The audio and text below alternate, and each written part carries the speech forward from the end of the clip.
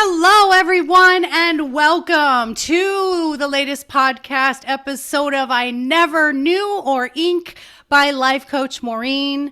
I am Maureen Scanlon, a life coach, certified life coach, an empowerment coach, a relationship coach, coach of all trades, I should say.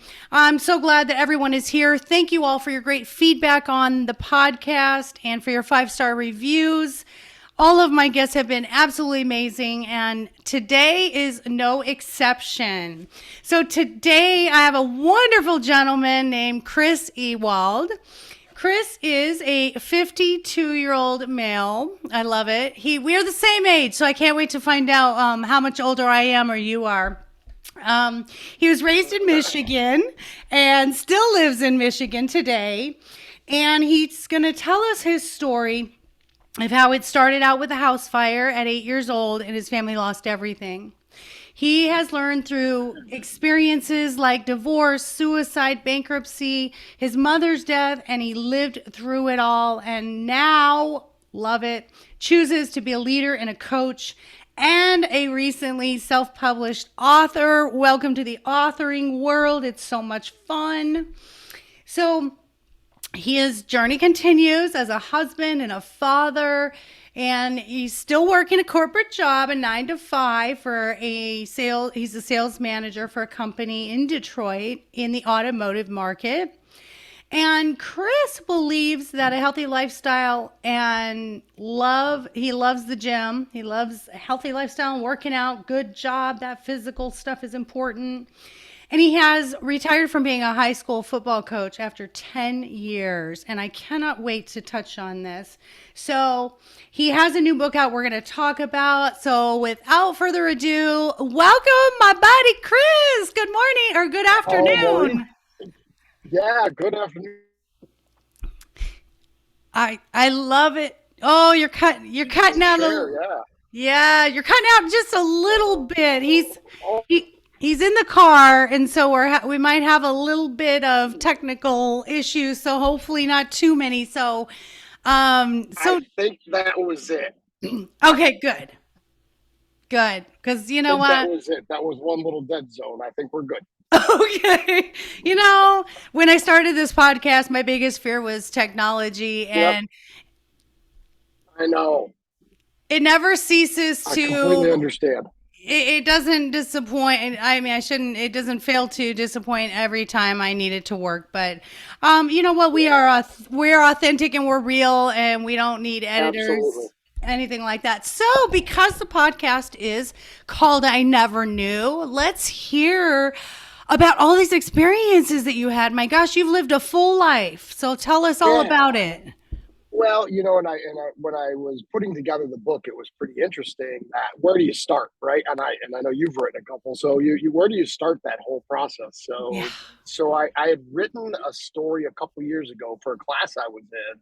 I went back to college, and so I took a writing class, and I wrote a book, and I'm like, well, it was about my first kind of major life event at 8 years old, which is my family and I went out to. I was the youngest of five brothers, and we had a Cub Scout event, and none of my older brothers, of course, wanted to go, but especially my oldest brother Jeff.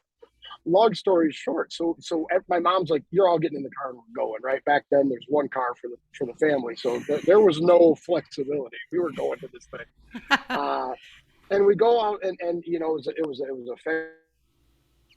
We had a great time. The event went very well, and as we were coming back, we saw lights and sirens, and so we pull up, and the police stopped us, and we had to get turned down.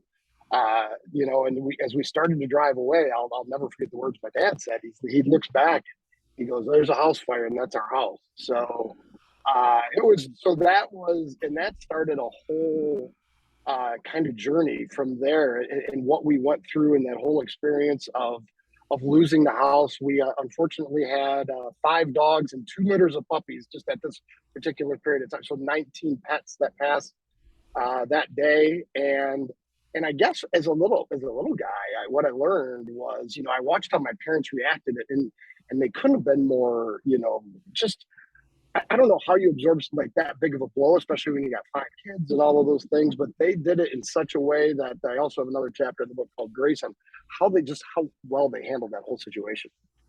Wow, really? Yeah, that's because, when people go through devastating trauma, you give them grace and you're like, okay, I don't know how I would behave, or at least I'm this way. I don't know how I would behave. So I give people a lot of leeway when they're going through something. And to hear that, what example of how they handled that was really impressive and stuck with you? So, one of the first things I realized is nobody cried. And I don't mean that in a bad way. It was this immediate attention in the moment. There was definitely tears and sadness and all of those things, but in that moment it was like we have so many things that we have to accomplish, right? And my dad went into this kind of I'm going to get this done mode. uh and it was really fascinating to watch him set the emotion aside for a minute and take care of business. And I took that into my whole adult life. That there are times where you just have to focus on the moment and get through it, and then the emotion always comes. You don't get to avoid it, but it really was a good life skill that I enjoyed, that's helped me cope in some of the toughest moments of my life. Oh, wow. Yes. And you're right. Doing this podcast and hearing people's stories, so many people just go into this like survivor mode. And I hear that a lot when people lose loved ones. They're like, you just take care of the funeral and the details and let people know. And then after all the people are gone and it's over, then you're like by yourself and then you deal with it. So it's really kind of a neat coping skill. I think that as long as we do deal with it later, that's the problem is when we don't deal And with it. great point, because one of the things, another thing I talk about is that if you don't deal with it, it just manifests, right? And it gets in your body, and eventually it's coming out. Now you may not choose when it comes out, but it's going to manifest one way or the other. So I've done that too, by the way. So I've had some successes and failures, but yeah. So that's where the story starts, Maureen, and it was, and then I kind of took it from there.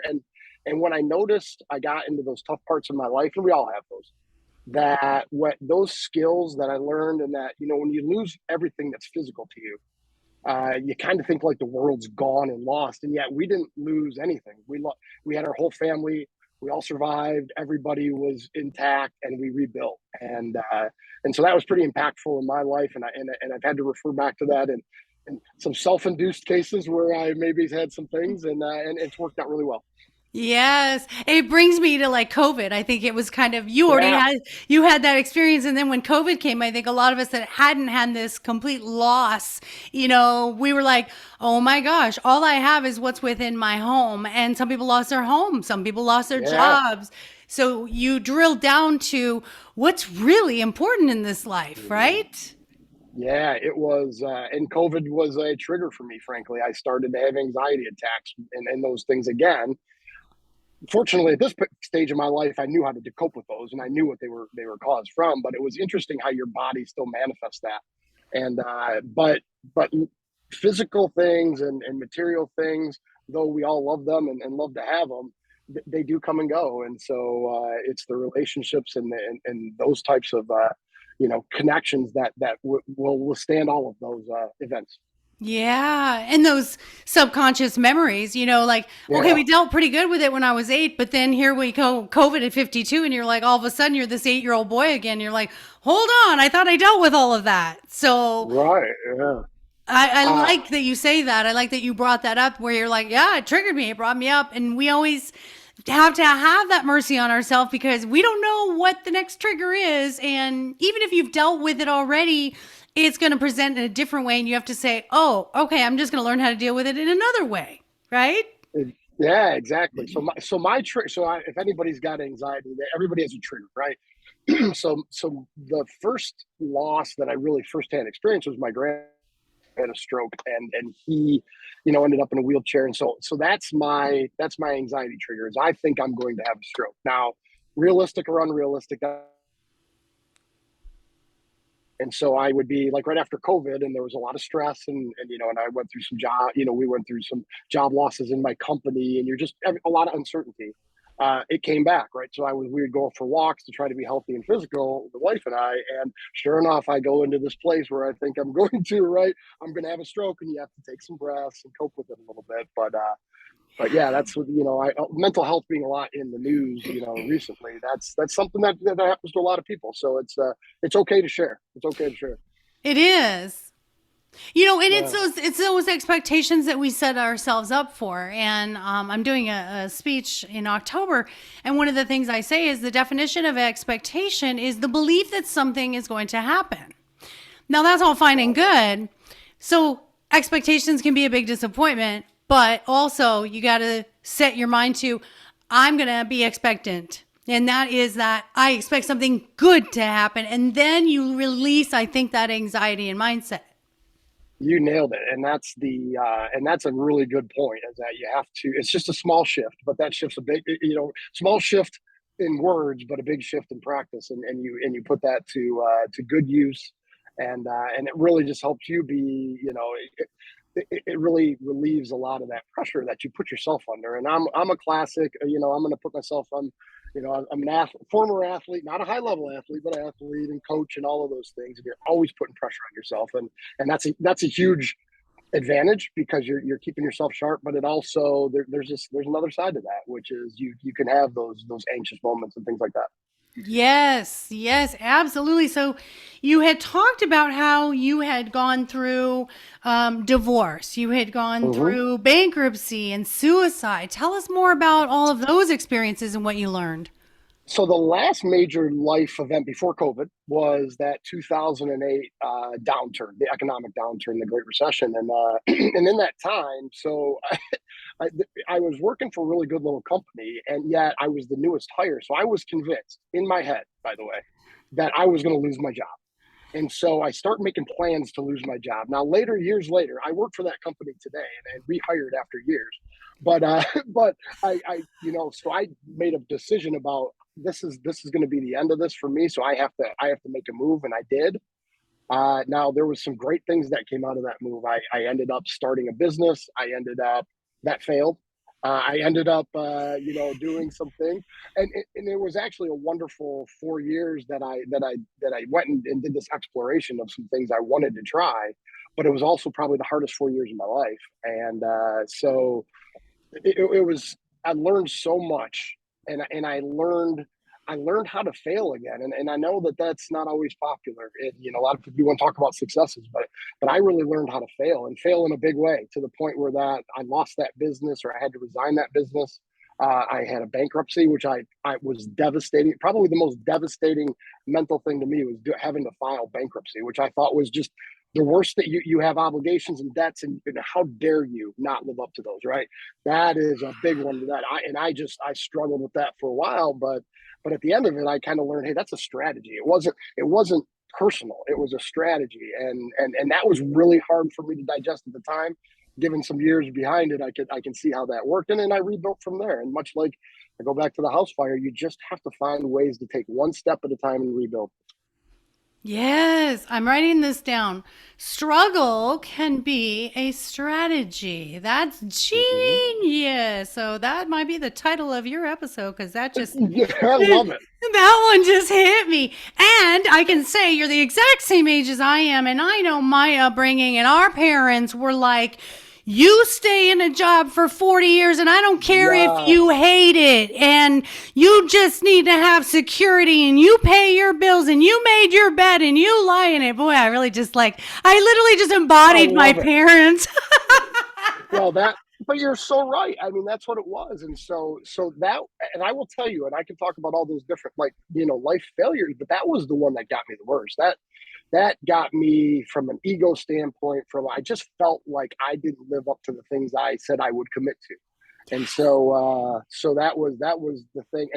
And I thank God I met a wonderful bankruptcy lawyer who was a young guy to me at the time. And he patted me on the back and said, you're okay, right? That we're going to figure this out. It's not as bad as you're making it in your head, right? And we're going to go through this process. And then I got to go to that court and see other people who were really in really bad shape. And you get perspective when you go through those things in your life. And again, I'm not proud of that. It's not something that I tell everybody necessarily until I wrote a book and told everybody. But it's one of those failures that I think you can learn from. Yeah, yeah. I love it's just a pat on the back and say it's okay. That's a good advice for us to give to our friends who are struggling.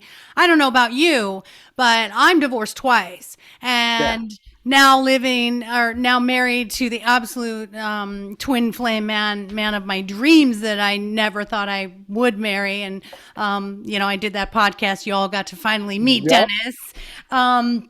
But yeah, in my family, you didn't divorce. Everybody stayed married and you hmm suck it up. And being that I was being, in this domestic violence situation and being, just talked down to and just cut down constantly, my mindset, like you were saying, is like we were programmed that it doesn't matter how bad it is. You did this. You made this choice. You better deal with it. And it's not okay to get a divorce. And I think divorce for me would have been tougher than bankruptcy. What do you think about that for you with your divorce? yeah. I was the first in my family, and I have four older brothers, like I stated, and I was yeah. If I have to go back, well, maybe okay. I'll take that back. I was the second, but there was both of us in the real recent time set. Again, there was a lot of failure feelings that came from that. High school sweetheart, all the whole thing. And and I probably that's probably one of those cases where I let that kind of manifest inside of me for a while and didn't really uh, cope with it. Kind of, and that was a little more. Uh, I tried to move on because that was kind of where your head was, and then eventually though you do come to a point where you accept it and you realize and how valuable it was and the process that it was.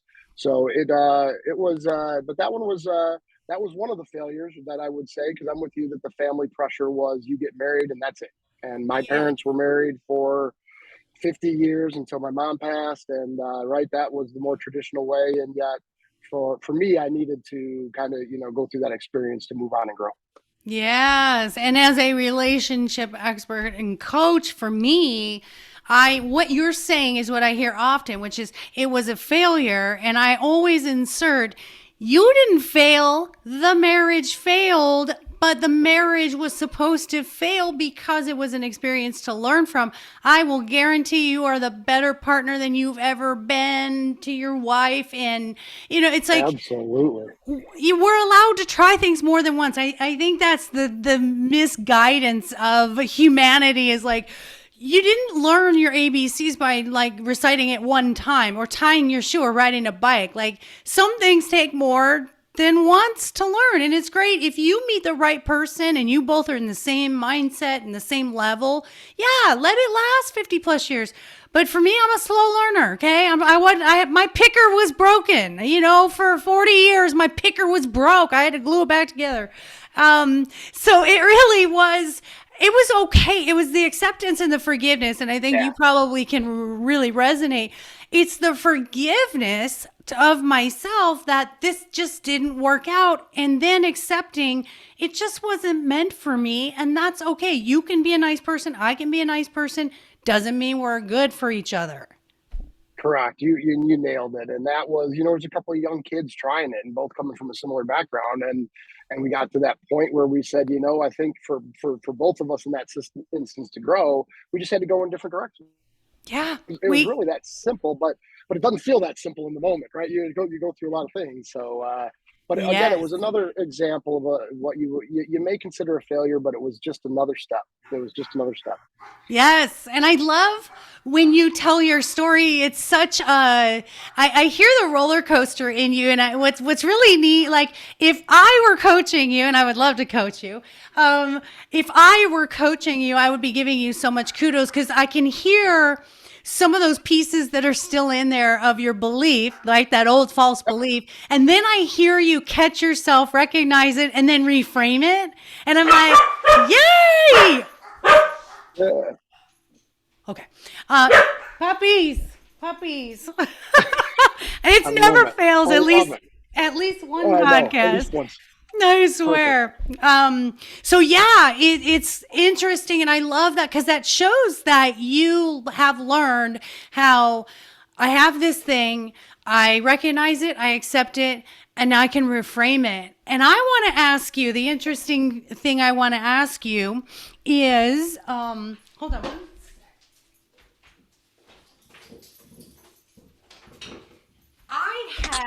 I had a client call the other day looking for life coaching. And I'm a big advocate for we need to be a really good fit because I don't want to waste your time. You don't want to waste my time. And I want to make sure that we are really aligned with each other for your success. So this young guy calls and was looking for life coaching. He had found me on Google or website. And he said, I'm looking for life coaching. He said, and I'm looking for a sports mindset coach. And Oh, I said, oh, I love coaching and I would love to coach you, but I don't think I'm the best fit for you because that's out of my wheelhouse. I didn't play professional hmm. sports. I didn't even get to play really a lot of sports except grade school. So when I saw that you were a coach, I thought, Yep. oh, this is perfect because I have a client who always uses analogies with sports. He loves sports. He played baseball, soccer, and he plays golf. And he's always giving me these sports analogies. And I'm like, that's genius. So now I have a coach in front of me. I'm, Yes. how did you bring like your coping skills and coaching into the sports coaching arena? How do you Oh, help? that was, yeah, it's a great question because, when the biggest thing that I translates is patience. I coached all levels of, middle school to the high school level and kids at different development stages of their lives. So you have to treat them appropriately. Uh, but I'm a big believer in kind of, let's just get after it. Let's, we the most important thing in coaching for me, and you see, especially when you're young and unsure and uncertain, is you gotta do it. You gotta show up. You gotta do step one. And so many people, and I'm no, I'm not, I'm a part of this too. Is that sometimes you get paralyzed and you say, oh, what's next? What do I do next? I'm actually coaching someone right now on this, and I'm like, what you do? You do one thing, right? To build a beach, you got to start with that single pebble of sand, and you got to bring that. Don't think it's going to be this huge shift day one. It's going to be a tiny shift day one, and here we go. But then I want you to do it with enthusiasm and excitement, and give it your best. And then guess what? It will just, as you said, it'll start to go into different branches. You'll branch off and have all these different opportunities. And when I wrote the book, I said, writing the book was a little check mark for me. I wanted to do that, and that was an accomplishment I committed to. But the day I published it, I said, "Hey, now I'm putting the boat on the river, and we're going to go down the river. We're going to see where it goes. I'm not 1,000% sure that I know right now, but we're going to see where it goes. And it's already. I will tell you that I didn't expect necessarily to be doing podcasts, and I'm just excited and thrilled to be doing them. So Isn't that great? I know. I yeah, always, in my coaching practice, I always say, don't look at the mountain, just look at the first step on the trail. yeah, And then before you know it, you're halfway up the mountain. And then the next thing you know, you're at the very top. But excuse me, I love your enthusiasm for the writing. And I never aspired to be a writer, ever. I mean, I'm a talker, obviously. Thanks, Captain Obvious. And so my brother was a writer. My sister was the editor of the newspaper. And it was so weird that I would be the one, I'm the youngest of three, that I would be the writer. But it was so much fun and it was scary because you're like, you hand it off and you're like, this is my newborn baby and everybody's going to criticize my newborn baby. It's vulnerable. It's my thoughts. It's my feelings. It's everything I went through. But isn't it liberating? it is. And I will tell you the reason. And I wasn't even planning on really doing a second book right off the bat. It was there, but Maureen, I've had for every story that I wrote, I've had a follow up story. I mean, the people that I wrote about, they have another follow up story that I'll tell you is even more amazing than the story we wrote about. And it's like so I'm almost like it's like I'm drawn to that now, and then I'm like this isn't hard because these stories are creating themselves or they're bolting on or however you want to put that. And it's been so much fun, and I'm just thrilled, and I've connected with people that I hadn't connected with in years. I've gotten a lot of just good conversations. And I'm still waiting for that 1-star review because I haven't gotten it yet. And then I'll know I made it when I get the 1-star review. That's what I'm waiting for.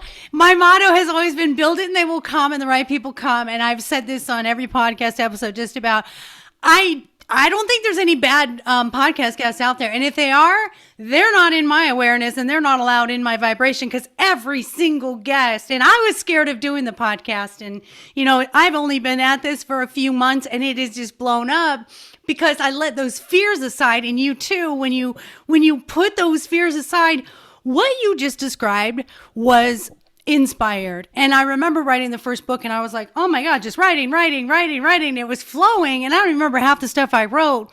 My husband is my editor and I'm reading it and I go, I wrote this? This is really good. I forgot. The same thing. I'm like, hey, that wasn't bad. That sounds pretty, who wrote it? Yeah. It's so true. And you literally just honed in on what I love is, for anybody who wants to do something they've never done before, first and foremost, find your why.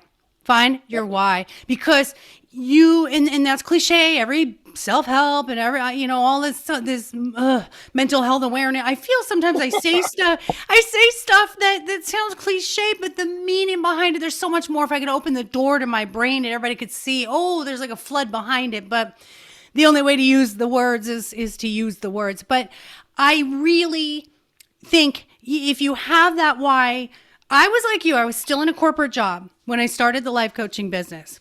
So I'm on to get you out of your corporate job. I am. Fair enough. And you talk about meeting the right people. This is how it happens. So I'm in my corporate job that I hated, and I was in it for years, 26 years at that job. And I was just unappreciated. Nobody cared about my ideas. It was just, it was terrible. Still makes me sick to my stomach thinking about if I ever had to do that again. So I started the coaching business, now I'm in my 5th year, 4 years ago, while in that job. And I kept saying, I wish I could coach full time. I wish I could coach full time. And, again, back to our programming, you got to have a job with stability, 401k and blah, blah, blah, blah, all those health insurance. And I remember one day a LinkedIn person sent me a message and said, hey, do you want to talk? She was a business coach. We got online and we were talking and she goes, why are you still in your corporate job? And I said, well, security and blah, blah. And she said, Maureen, you can't have your foot on the brake and your foot on the gas and go anywhere. And she said, if you don't believe in it 100%, nobody else will. That day, I picked the phone up and I called my bosses, unknowing I was supposed to have a review that day, my yearly review, because they made a mistake and sent it to the wrong person. They were like, we were just going to call you. I'm like, oh, really? Weird, right? Yeah. I'm like, they gave me my review. It was great. They were like, it's probably the best review I had in 26 years, Chris. And guess what? I said, That's all fine and good. It's like anticlimactic. I'm like, that's great. Thanks for the good review. By the way, I'm going to be retiring in a few months. It was liberating. So it's scary, but you can do that. You can do that. And the moving forward is, I don't know. You said the best thing. More people are coming into my life. I'm being introduced to people because you had your why. You knew you had to do it, and the how just comes flowing in. You'll be like, oh, wow, how'd that happen? Where'd that come from? Absolutely. And, and yes, and there's no design. So when this was part of my retirement plan. So I started it a little early, but part of my retirement plan was because when I did my own business that unfortunately didn't, take root, how do you do that? How do you fund that? And the way I did it was I funded it with a retirement. So it was interesting that's where my mind originally was, but I am open to see where this thing goes. I am open to, the word I've landed on, and it's not new. And like you say, a lot of these things get cliche sometimes, right? But the word is impact. And when I coached in the football, especially, I felt like, that was kind of apropos to the game was a lot of impact, but it was going to the graduation party and then getting the letter from the kid that said, you were my favorite coach because of this. And you made me a better person because of this. And there's a chapter in my book about a kid who just was just an amazing kid. And he sent me a note after I told him about the chapter in the book, and he said, "You don't know what impact you made on me." And I think that's a lesson that I keep getting as I've gone down this, is that, it may be something that we forgot, and we didn't think it was that big of a deal, and yet it was a huge impact. And that's going to be in my second book, by the way, because I have a good story about that. But All right. Woohoo! We got another book coming. I love that. I do love that because that's your why. Your why is to impact the youth and everybody else in this life. What we realize is when we let go of the need and the drive for money and success, then we focus on the legacy we're leaving. And that to me is, I remind people, what are people going to say at your funeral? You have a big bank account? You have a fancy car? No, they're going to say what your students said, what your athletes said. You made a difference in this life, right? And that's it. It's so great. And I will tell you, I'm not a big souvenir guy and things like, but I do save all of those things. And I touch them a lot more often than I thought I would, right? I sometimes, when I'm in that moment and I'm having a rough day and whatever that might be, you grab that and you say, okay, that's it. That's it. That's what you're doing. Yeah, that's like a vision board. You Yep. literally, you have these tangible things that you focus on and remember who we are and why we're here. Now, you mentioned, of course, your book, and I want to know, you have methods that you suggest. So there's 19 short lessons that give you strategies for a more impactful life. Tell me some of those. I mean, we don't have time for 19, but you know what? Give me a lot. Give me a bunch. Okay, here you go. So, the thing when I start writing, my goal was 35,000 words, right? Because I had a coach, I hired a coach, which I highly recommend. If you want to do something new, hire a coach. So I hired this coach, and he said, well, this is kind of the benchmark, right? Here it is. And so I started doing all that, and I got to about 18,000 words, and I'm like, I don't think there's much left. And I started to have this regret, like, oh my God, how am I going to, and then I stopped, Maureen, and I said, hey, what is the thing? I'm a high energy guy. I like to do and I like to do it fast. And I'm like, well, why don't you embrace that? Why don't you say that's what this is, right? And I do have a short attention span, and that's my tagline, right? And so I said, I'm going to do that, and I'm going to keep these so tight and concise that the book itself isn't going to change. It isn't meant to make you to give you a solution, but it's made you to think about your solution. And so that's why they're quick, they're fast.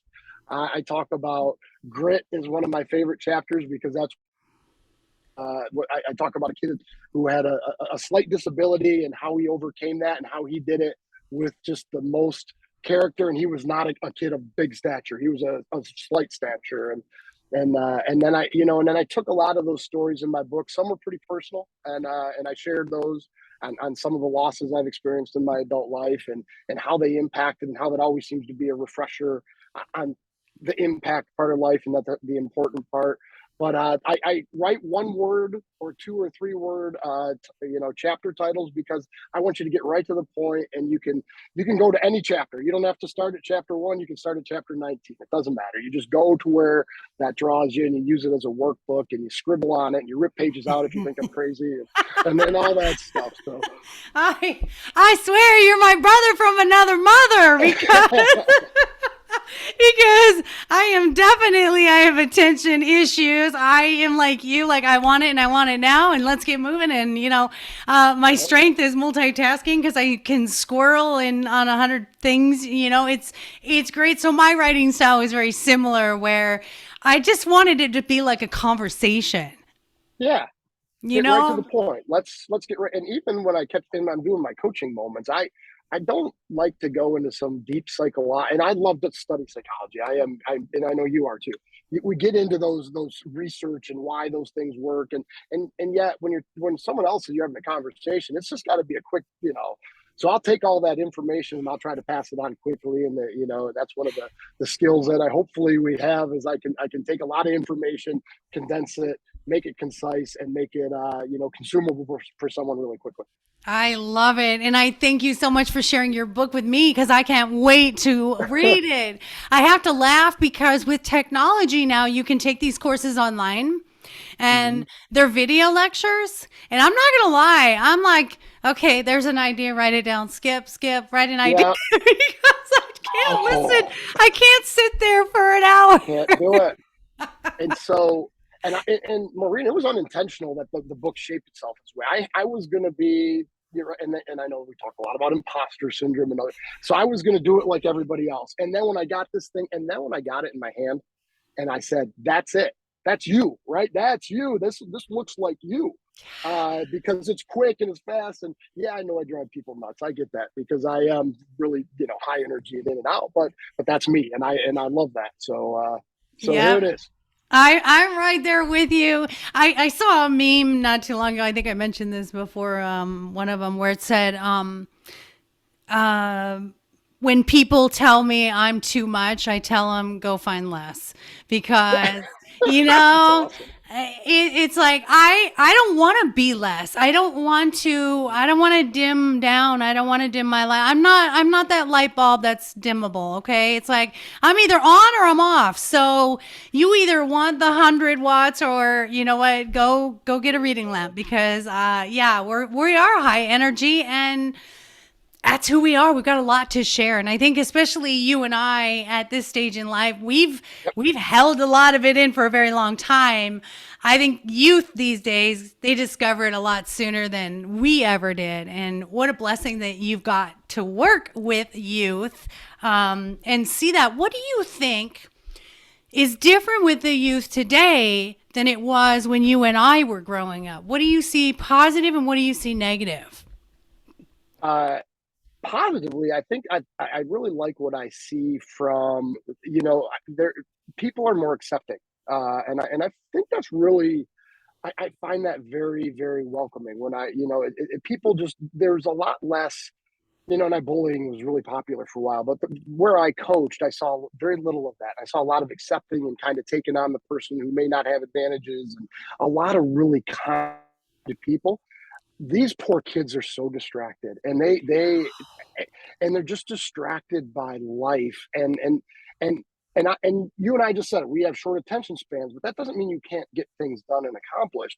And I find that the kids today really, and COVID really exacerbated that to where they just got, and their minds are going in a bunch of different directions, and they're and commitment to them, I right now is a lot different than it was to us. And they, so even in coaching sports, coming to practice every day and doing the little things to move forward and get better at your trade, I think they have a harder time doing it because of all the distractions that are available to them. And I commend the kids that get through that, but there is definitely a struggle with the kids that we coach, that they're between homework and all of these other things. And then there's a little bit of a culture that says, oh, you can be distracted, right? And everybody kind of doesn't want to just say, sometimes you just got to get the work done, right? and Yeah. uh and that I see a little bit too. And there's a lot of parents, frankly, that'll swoop in and try, and they're trying to be supportive of their kid, but they don't let their kid fail, right? And part of sports and part of the thing that, thank God, I learned was how to fail really well, right? I was really bad. So that's when they start to fail. Of course, you're, as a parent, that breaks your heart a little bit, but that's important for them to learn those skills and how to, because you only learn from failure, and let them fail and let them be second string and let them have to earn their way, because those lessons will translate in success in real life. Absolutely. And I can tell you from my own personal experience of enabling my oldest daughter, who I'm estranged from now, I've ended that relationship for many reasons. I'm raising my 14-year-old grandson, but I know that my not allowing her to fail was my own projection of, I went through this stuff. Nobody was there for me. I'm not going to let my kids ever go through anything alone. I'm going to save her from feeling what I felt. I'm going to save her from making a bad choice. You never will save anybody from themselves because it's their path to walk. And I learned that I was inhibiting her growth. Now that I'm raising her 14-year-old son, it's interesting. What I love what you said was the positives are the acceptance. You're right. There's social media is great for showing that we need to be kind and we need to have diversity and inclusivity. The distraction part, I totally agree with you. Again, back to the social media, is the comparing of themselves and the instant gratification, right? It's Yeah, like, give me what yeah, I want and give it to me now. yeah, and that instant gratification really doesn't serve them well, because they when they do hit an accomplishment or they do something nice, they're moved on to the next thing. And to your point, comparison, they're comparing themselves to all this ideal that really it's a marketing play, right? I market all the good stuff, I don't show you all the bad stuff, right? That's So right. that's where they need us, Maureen. They got to show them some of that bad stuff, right? And That, learn from that. that's right. That's right. I write in my book about, um, yeah, at a market, a farmer's market, all the bruised apples are on the bottom and they put the real shiny, nice, perfect apples on the top. That's social media. You're only seeing That is. the shiny, unbruised apples. Everyone's going through something, but I think now we're opening up to mental health awareness and storytelling. And I think that's why, for me, why this podcast is so important because when we show vulnerability, others are ready to be vulnerable and then they feel accepted. And so, and that's why I named it. I never knew I was, there was no other name that could have been possible for the podcast because everyone says, if I knew then what I know now, we all say it, but you weren't supposed to know it then because Right. you wouldn't have done it the way you did it. You wouldn't have learned. I mean, it's like saying if I take everything I learned in my last life and I bring it into this life, well, why am I living this life? Because I already know everything. Like you got to go through you got to be in the weeds, right? You have to be in the weeds. Hmm. So what I always ask my guests, you've heard my podcast now. Here's your moment for dun, dun, dun, drum roll. Marching down the street, 100,000 people behind you. You've got your banner. What's your movement, Chris? My movement is to realize that those impacts that you make, though they might be tiny, are really the most important thing you can do in this human lifetime.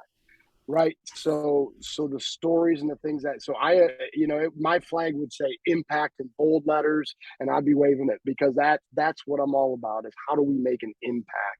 An impact can be from meeting a stranger at the grocery store and smiling at them on a bad day to, right, or having a coaching session with somebody or whatever that is, or putting your arm around somebody when they're just having a terrible day. I don't just I mean those are the stories that move me and make me feel good about what we do on a daily basis. So to me, that's the word that I've just doubled down on. And that's making impact. Yeah. There is no insignificant act of kindness. That's that one just flew into my head from you. Thank you for that inspiration. There Yeah. really, You're welcome. I mean, you're right. It's just it doesn't matter if everything is done with good intention, out of kindness and compassion and love, then you're never going to go wrong.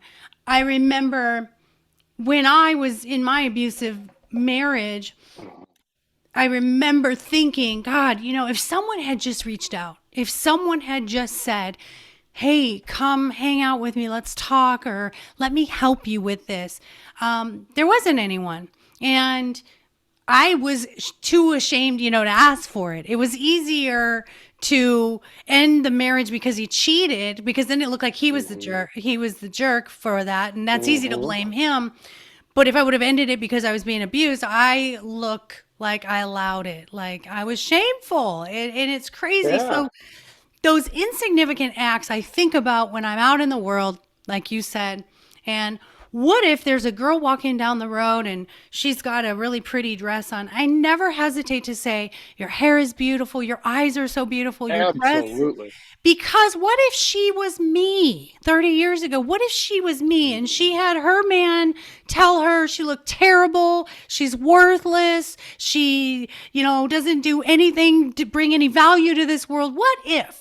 Just me saying, you know what? You are so beautiful and amazing. What if that one thing made that, and I'm gonna trumpet this impact. What if that made Yeah. that impact for her to change her life and leave that relationship? I love what you said, that one thing. And because that all it takes is that one thing, right? And that happens a lot more than we give it credit to. We move so fast in life, and we're so blessed with all these things, right? And we move really fast, but sometimes it's just that one thing that just kind of that sticks with you. And so that's something I look for, is that one thing. Yeah, and pay more attention to the world around us. Yeah. I don't we get sort of and I'm all about self, and I'm all about taking care of yourself and focusing on yourself, but I think there needs to be a balance. Like, look around the world around you. There's a lot of need out there, whether it's, children or animals or whatever. We need to be way more observant. So, as we wrap up, I never knew. Tell me, what is the one thing that you never knew, that anybody that asks you for that nugget of wisdom, Coach, what's my nugget of wisdom I take away today? What did you never know? I didn't know how significant a small impact could be. How about that? How about that small touch? I didn't know that when I wrote the book, that somebody picked it up and then read a story and came back to me and said, "Do you remember when you did this?" And I'm like, "Barely," right? And they said, "You know how much that meant to me?" That was the thing. Back to our last thing that we were just kind of talking about. It's that never take for granted that that one small thing that you do can really lead to a much bigger, broader, success. And I have to remind myself of that on occasion, right? Keep doing those things, and don't and just keep, leave the place better than you came to it. And that's kind of just a good principle. And so that gets me going, is when I think about, if I can make an impact, and like I said, the person in the grocery store that looks grumpy, and you give them a big smile and say, "Excuse me," and they just kind of say, "Oh, maybe there is one nice person in this world today." I don't know, whatever that is, that's a big deal. I love it. You know what I feel like that I learned from doing those small things is, and even now, I feel like I get so much more out of it. I get so Yes, much more, it's like, selfish. I know. I'm like, oh my gosh, Ah, like I get to do this podcast with Chris today. Like, I'm so right, lucky. I never view it like I'm giving the world this wonderful thing. I get right. I get so much out of the gift of giving, and Yeah, it builds your self-confidence too, because you're like, I just lived my life and then wrote about it, and people are like loving it and impacted and changing their lives. It's like so humbling, isn't it? it To really is. Yes. And it builds your Yes, I love that. confidence. Yes. Yeah. And I do have one of my chapters is confidence, and I did have, yeah, everybody struggles with confidence in some form, and yeah, it's the confidence is a series of action zones. It's not just one thing, right? So you have to build on that. And to your point, you do these things, and then your confidence gets bigger and bigger, and the best you for you is the best you for the world. And I got a good friend of mine that I'm trying to coach him on that. It's like, he gets so worried about making everybody else happy, and I'm like, no, make you happy, and by being selfish, you're being selfless. And he's like, that doesn't make any sense as a contradiction. I go, oh, I know, but it works, so try it.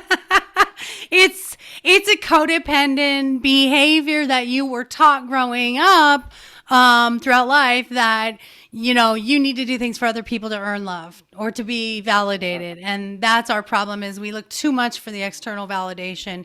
We got to pull it back. And like you said, it's just those little steps. Learn to be by yourself. Love to be by yourself. Mhm. Affirm the things that you've done right in your life. Quit pointing out the failures, Chris. Right, right. you Yeah, we know? love it. Yeah.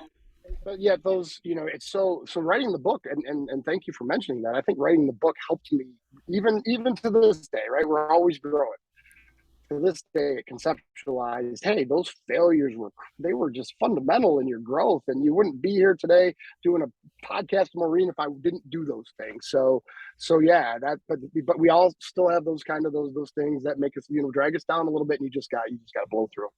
Yeah, yeah, because every baby step leads you to the next step, to the milestone, to the next 5 mile. It's great to, Yeah, and in hindsight's 2020, it's always like, oh, I'll see it later on, but I want to see it now. I don't want to deal with this right now. But that belief, you got to envision that, okay, my future self is going to thank me. I'm going to push through this. I'm going to do this. So, our last question, what is your shameless Yes. self-indulgence? So, and I love this question because I do have one, and my one has been for a lot of years. I go to the gym. Now, some people say, well, how is that? I love that. So I love the time I get to be alone, to think, to be physical, to get rid of stress. I always say this, that I don't go to the gym necessarily to become this big, huge buff guy. I go to the gym to deal with my stress because I Yeah. carry it with me all week long or whatever. And so I go there, and then I really intentionally always give myself a reward. And I actually like Starbucks dirty chai tea latte. So that might be after a workout or a smoothie or whatever that is. Just something to say, yeah, not only did you go and do that, now you get a little reward, and you get, and frankly, it's a little bit of quiet time for your mind to put everything together. And sometimes that gym experience is me really getting after it, working hard and working up a great sweat. And sometimes I'm just stretching and taking my time. So, oh yeah, I love going to the gym. Oh, all of that like encompass like whole body too. You know, it's like it's the Mhm. outlet, it's the release, it's the endorphins, you know, it's getting pumped up, it's cleansing, getting all that toxins out of your body. It's alone time to just be with you, put on your headphones and jam to some good old 80s music. I'm just Yeah, saying, 'cause exactly. and then you reward yourself, which I'm all about a reward system. Like, never do anything Hmm. if it's a have to, always do it because it's a want to. And then when you get that reward, I love the reward system. I tell people that all the time. Quit depriving yourself and start rewarding yourself.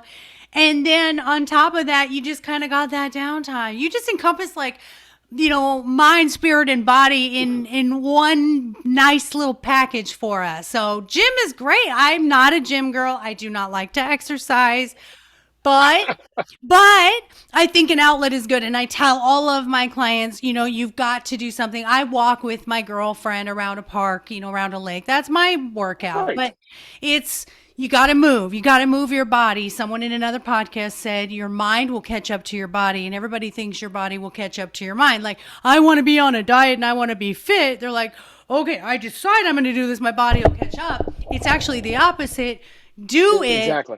and then your mind catches up, like you saying, hey, I get a reward after this, or hey, I really enjoy this. Because my mind, if I go to the gym, my mind is not going to catch up because I just don't like it. It's just I don't like people watching. I don't want to sweat in front of anybody. It's not my thing.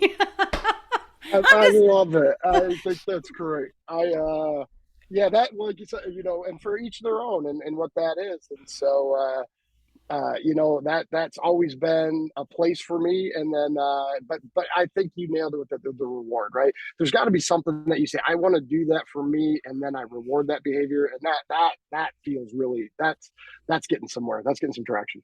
yeah, yeah. And as long as you're doing something that you want, and I always say, Yep. just find your thing. Find your thing. We're individuals for a reason. We're not robots down here. We all have different likes and dislikes. That's what makes us fun and unusual. I don't want to be in the world with 100 million of me. I don't. That would No. drive me crazy. I drive me crazy. I don't need 100. I don't need 100 million more of me because No. sometimes I can't No. stand myself. I'm like, you need to just go take a nap because we can't stand you right now, Maureen. So I just, this talk was so fabulous. Wait, we got to go. We got to touch on this because we're both 52. Okay, when's your birthday? Okay. June 5th. We are days apart. Gemini. Shocking. May 28th, right here. Awesome. Awesome. So what Yeah. is that? 7 days? We're a week apart. Uh, We came into this world literally 1 week apart, Mr. Chris. I know. Isn't that cool? You had to lead me into it by a week, and now here I am. I, you know what? This is the beauty of it because eventually you caught up at 52, and I'm so excited that you were meant to be in my path. It just wasn't until we were 52. So I'm just so full of joy. I thank you for the hour of your life that you just donated to me for free. I just think you are super precious, and yeah, we're gonna hang out and be buddies from here on out because I love your I love spirit. it. Tell us the name of your book. Tell us your website, where we can find you, how people can connect. Sure. So it's the intensity method is the name of the book. Yep. And intensity was a big deal to me. I'm an intense guy, so that's how I named that. And it's simply www.intensitymethod.com. And then the book is on Amazon. It's just the Intensity Method. You can get it in paperback or digitally right now. Working on the hardcover. It's a little short, so we're thinking about that. And then I'm going down the path of doing an audiobook. So that'll be fun. We'll see how that turns out. I did one terrible try at it already, and I scrapped it because I just read the book and I learned I didn't bring enough energy and enthusiasm, and I didn't tell the stories right. So soon enough we'll have out an Audible book, and then get ready for the Intensity Method too. Nice. So, do you have a coaching business going now? I do. I've been doing coaching, but not as I would say not as directed as I would like to at this moment. I kind of paused some of the things I do there. I have a group of clients that don't pay me because I love them and they're friends, and we Yeah. do. And but That's that I was did something that I tried a too. couple years ago. I, Yeah. yeah, it didn't, but I didn't have my message clear yet. And I think that was, and I've learned that since, that I needed a clearer message. Like, why would you come to me? I put out a video and all these things, and it was just, who's this guy? And now I have a message. And when you have something to talk about and kind of relate to with that short attention span, and let's get after it and let's go, and those things start to resonate a little bit, and probably more for me than anybody else, because I get excited and I get fired up, and I Yes. want to, and then make some impact. And you're enough. You're enough. Just be you. Just be authentically you. Yeah. And the right people present themselves, there's no question in what you can bring to them because you're going to have a conversation just like we did, and you didn't need any notes, you didn't need anything to have this, and that's what'll happen. It'll be super authentic and just come naturally. And I'm going to say this: you cannot have your foot on the beach and your foot in the ocean and either swim or run. And Oh, I want you to I quit that corporate job, and I want you to trust and believe me that when you think you quit that corporate job, you're not going to have anything to do. My days are overflowing, overloaded, and amazing with everything I love to do. I never have to work another day in my life because what I'm doing is so much fun. So that's what I'm leaving you with. Thank you. I'm listening. Thank you I'm so listening. much for being my guest, listeners. Guys, I appreciate you being here hanging with us for the long run. And, Chris is amazing. I'll have all of those links when we post his episode. If you want any life coaching or you want to get my books, I'm at lifecoachmaureen.com. And my books, My Dog is More Enlightened Than I Am, and My Dog is My Relationship Coach, are available at Barnes & Noble, Amazon, and Outskirts Press. So go get them. It's everything we talked about today and in every podcast is just finding yourself, being you, better relationships, how to communicate, and empowering yourself to find your self-worth. So everyone have a fabulous day, and I will see you guys next episode.